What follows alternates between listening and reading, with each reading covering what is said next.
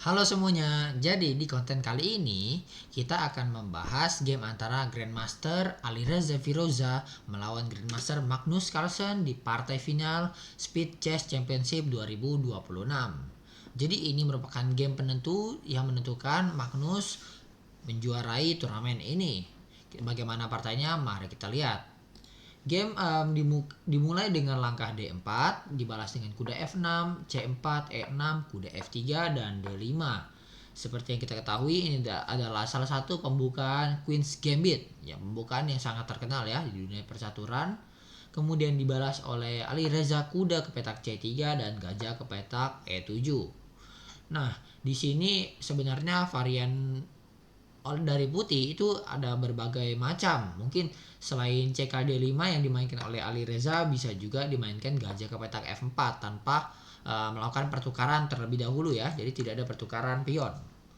Kemudian setelah CKD5 dimakan kembali EKD5 dan gajah F4. Di sini Ali Reza memilih pertukaran dulu pion di petak D5, kemudian baru gajahnya dikembangkan. Kemudian Magnus memainkan langkah C6, kemudian di sini Alireza menjawab dengan E3. Perlu diketahui ya, ini merupakan pertandingan dengan waktu kontrol hanya 1 menit, increment 2 detik kayaknya, apa 1 detik gitu. Jadi waktu berpikirnya tidak bisa lama-lama. Nah di sini Magnus memainkan langkah gajah ke petak F5. Sebenarnya Magnus apa ya, tidak mengambil kesempatan untuk dapat mengancam gajah di petak F4 seperti untuk dari langkah kuda ke petak H5 ya. Jadi ketika kuda petak H5, gajah di petak F4 ini tidak bisa lari kemanapun. Mungkin jika gajah E5 nanti akan ada langkah mungkin seperti F6, dan jika gajah akhirnya lari ke petak G3 pun akan bisa dimakan oleh kuda G3. Jika langkah H3 misalnya ingin lari ke petak H2 akan dimakan terlebih dahulu kuda kali F4, E kali F4, rokade, gajah D3, dan kuda A6. Mungkin lanjutannya kira-kira bisa jadi seperti ini ya guys ya. Oke, kemudian kita lanjut. Magnus memainkan gajah ke petak F5, dibalas kuda ke petak H4 untuk mengancam gajah di petak F5. Kemudian gajah ke petak G4 mengancam menteri lari ke petak C2 dan kuda ke petak H5 dimainkan oleh Magnus. Lagi-lagi ingin mengancam gajah di petak F4 sekaligus membuka ancaman gajah E7 ke kuda H4. Nah, di sini H3 dimainkan oleh Alireza, yaitu ketika diancam Alireza memilih untuk membalas mengancam. Sehingga gajahnya E6 lari, kemudian kuda lari ke petak F3. Kemudian Magnus makan gajah, dimakan kembali oleh pion E3. Nah, di sini karena pionnya sudah ada di F4, akan ada ancaman susulan yaitu pion ke petak F5. Magnus mengetahui itu dan spontan akan melangkahkan pion ke petak G6 mencegah adanya pion F5. Kemudian gajah ke petak D3 untuk menambah tekanan dijaga. Magnus melangkahkan menteri ke petak D6, memilih mengancam pion di petak F4. Nah, di sini Alireza memainkan pion ke petak G3 untuk menjaga pion F4. Nah, ini sebenarnya Magnus melewatkan langkah yang sangat bagus ya, yaitu gajah kali H3. Nah, gajah kali H3 ini adalah mengorbankan gajah untuk mendapatkan satu pion. Karena jika gajahnya dimakan akan ada langkah menteri ke petak E6, melakukan skak garpu gitu ya guys ya. Tapi misalnya gajahnya tidak dimakan, mungkin dengan langkah kuda E5 gajahnya akan lari saja. Nah, di sini juga walaupun putih kalah satu pion belum tentu kalah ya, karena secara perkembangan lebih bagus. Kemudian juga benteng di petak H1 ini memiliki lajur yang aktif jadinya. Oke. Kemudian Magnus memilih langkah kuda ke petak D7. Kemudian dilanjutkan raja ke petak F1. Karena kalau jika rokade pion H3-nya akan gratis, tidak ada yang jaga gitu. Jadi raja F1 dipilih, kemudian kuda ke petak F6, kemudian raja ke petak G2. Jadi istilahnya rokade secara manual guys ya. Kemudian raja ke petak F8. Nah, di sini sepertinya Magnus sedikit bimbang ya antara rokade atau hanya geser raja ke petak F8. Sebenarnya bisa rokade. Rokade sangat bisa dilakukan. Karena jika ada dorongan F5, dimakan saja, dimakan kembali, G kali F5, menteri kali F5 ada langkah kuda ke petak E8. Tujuannya apa? Tujuannya ingin melakukan kuda ke petak G7, mengancam menteri. Dan raja pun saya rasa di sini sangat-sangat aman ya. Raja G8. Karena tidak ada ancaman kuda G5. Ada gajah E7 yang menjaga. Oke, nah justru ketika Raja Magnus bergerak ke petak F8 tidak melakukan rokade, ini adalah kesempatan Alireza untuk dapat mendorong pion ke petak F5. Karena jika didorong, dimakan, kemudian makan kembali, G kali F5, menteri kali F5. Jika kuda E8 di sini putih dapat memainkan langkah kuda ke petak E5, yaitu mengancam pion di petak F7. Karena jika rokade, bentengnya tadi ada di F8 nih guys, rajanya di G8, jadi pion F7 nya ini tidak perlu pusing-pusing atau tidak perlu repot dijaga. Tapi karena rajanya di F8, bentengnya ada di H8, sekarang hitam jadi harus menjaga dengan langkah mungkin gajah ke petak F6 ya. Oke, kita lanjutkan. Jadi di sini Alireza lebih memilih langkah benteng A ke petak E1 gitu. Setelah benteng E1, Magnus membalas benteng E8, kemudian benteng E3 kembali menyusunnya ingin melakukan tumpuk benteng di lajur E. Kemudian Magnus memainkan gajah ke petak C8, juga berusaha membuka lajur E. Benteng HE1, gajah ke petak D8 menawarkan pertukaran benteng. Kemudian Alireza di sini memainkan langkah yang kurang baik, yaitu kuda ke petak E5. Yang seharusnya dimainkan adalah mungkin bisa benteng ke petak E5 saja. Yaitu karena jika dimakan akan ada garpu. Misalnya dimakan akan ada garpu, menteri, dan kuda. Kenapa kuda ke petak E5 dikatakan kurang baik? Karena pion di D4 ini jadi tidak ada yang jaga. Ini kesempatan Magnus sebenarnya untuk melakukan gajah ke petak B6 untuk mengancam pion D4 ya. Bisa dijaga oleh Alireza, tapi sepertinya akan buang tempo. Kuda kembali ke petak F3 gitu. Tapi Magnus kembali melewatkan kesempatan tersebut dengan langkah raja ke petak G7. Nah, di sini juga Alireza kembali miss juga melakukan A3 yang harusnya kuda ke petak A4 dengan tujuan apa? Mencegah gajah B6 yang akan menyerang pion D4.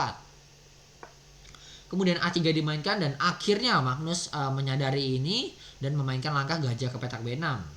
Terpaksa dijaga oleh kuda ke petak E2 dan Magnus memiliki kesempatan untuk mendobrak pusat putih dengan langkah C5. Kemudian menteri C3 untuk menjaga, C kali D4, kuda kali D4 dan menteri C5. Di sini menambah ancaman ke kuda ke petak D4 gitu. Dimakan oleh Alireza, dimakan kembali gajah kali C5 dan kuda E ke petak F3.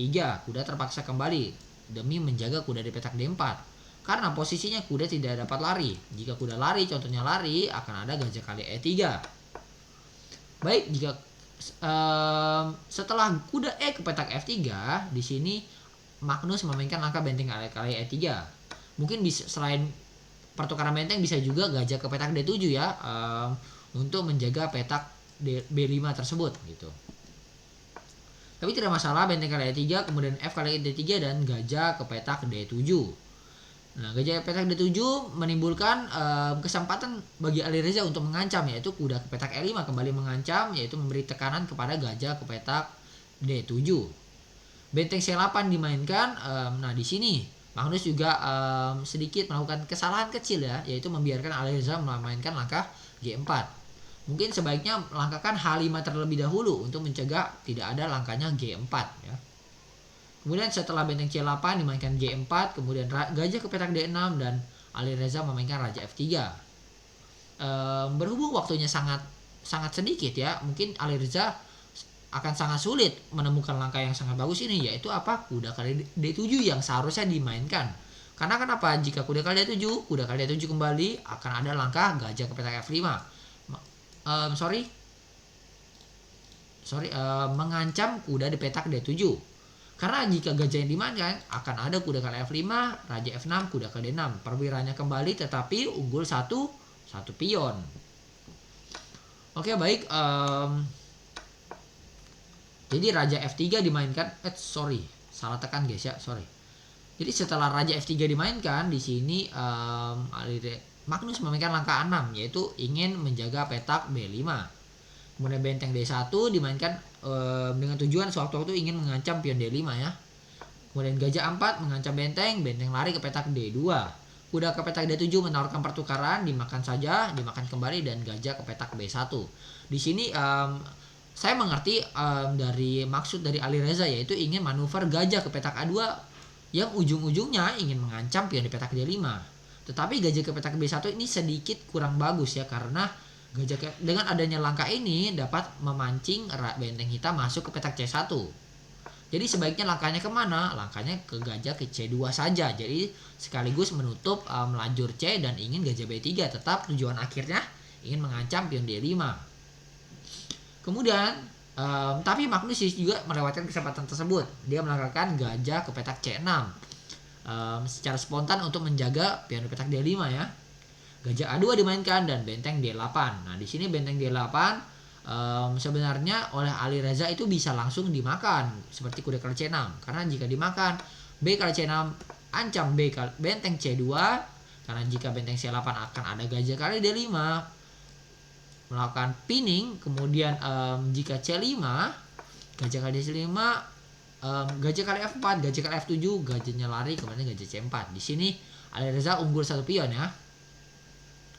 Kemudian karena Ali Reza melewatkan kesempatan itu, Ali Reza memainkan benteng ke petak C2, mengancam gajah di petak C6. Dimainkan gajah lari ke petak A4, kemudian benteng C3.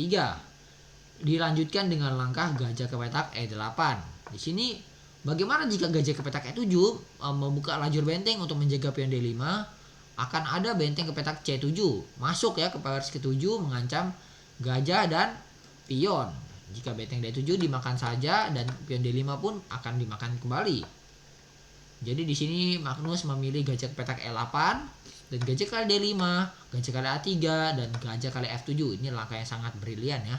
Jadi sehingga jika gajah kali F7 akan ada B kali A3. Jadi Ali Reza unggul 1 pion di sini, karena pada babak ini Ali Reza sangat-sangat membutuhkan poin kemenangan, karena jika remis ataupun kalah hampir bisa dibilang kesempatan untuk juara pada pertandingan ini akan hilang. Jadi setelah gajah kali F7 dimainkan langkah gajah kali B2 oleh Magnus. Kemudian kuda ke petak E6, langkah yang sangat bagus, melakukan garpu dan raja lari ke petak F6. Nah di sini sebenarnya ada langkah yang lebih baik selain benteng ke petak C2 yang dimainkan oleh Ali Reza, yaitu benteng ke petak C7. Kenapa? Karena jika gajah lari ke petak C6 bisa dikorbankan pakai benteng kali C6, B kali C6, kuda kali D8. Raja E7 mengancam garpu kuda dengan gajah, gajahnya lari ke petak G8. Raja makan kuda dan gajah makan pion H7. Oke, di sini akan menang 2 pion ya, karena pion G6 sudah pasti didapatkan oleh putih. Jadi kita lanjutkan dengan langkah benteng C2, kemudian dimainkan benteng D6. Nah di sini Ali Reza kembali melakukan kesalahan, yaitu menyia-nyiakan kesempatan untuk menang, yaitu dengan langkah kuda G5. Jadi langkah apa yang harusnya dimainkan, yaitu gajah kali D8, makan saja gajahnya. Karena jika benteng kali E6 akan ada benteng kali B2, benteng kali E8 yaitu skak benteng B6. Jika rajanya mundur akan ada tempo makan B7 sambil skak. Jika ditutup makan B7. Akan ada ancaman benteng H7 dan ada ancaman G5 yang menyusul. Contohnya misalnya dijaga dengan H5 akan ada G5, raja F5 dan skakmat benteng F7, ditutup benteng kali F6. Skakmat ya. Jadi ini yang dilewatkan oleh Ali Reza. Sehingga dengan langkah kuda D5 di sini Magnus dapat membalikkan keadaan menjadi seimbang dan berhasil mengamankan posisi juaranya di pertandingan ini.